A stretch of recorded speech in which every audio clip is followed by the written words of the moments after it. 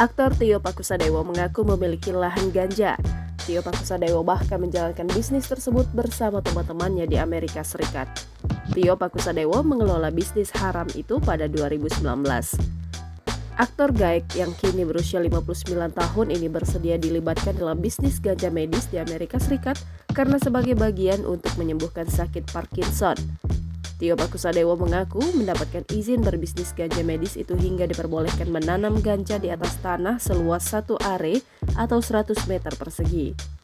Ganja medis tersebut digunakan untuk terapi pengobatan yang penggunaannya diawasi dokter.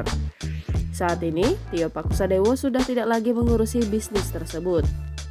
Tio Pakusadewo senang ketika dilibatkan sineas Deddy Mizwar di sinetron Para Pencari Tuhan jilid 15 dan 16. Saat syuting sinetron PPT jilid 15 dan 16, Tio Pakusadewo sedang berjuang melepas ketergantungannya terhadap narkoba. Tio Pakusadewo baru saja keluar dari penjara sesaat sebelum diajak syuting PPT jilid 15. Begitu kembali diajak syuting sinetron PPT jilid 16, Tio Pakusadewo sudah bersih dari ketergantungan narkoba.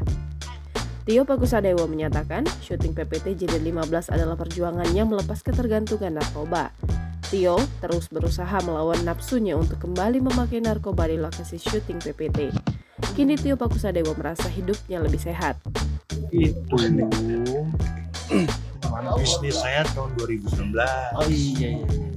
Bukan sekarang, itu bisnis saya 2019.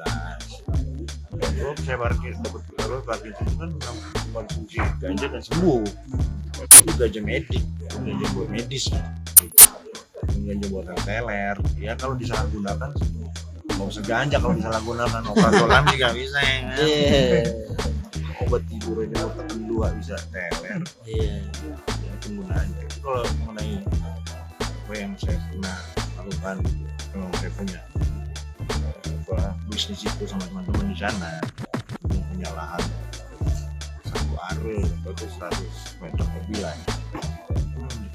Kita dapat izinnya 99 batang dengan kondisi itu dikirim ke rumah sakit Pemalinda Hospital di Los Angeles, Grand Terrace.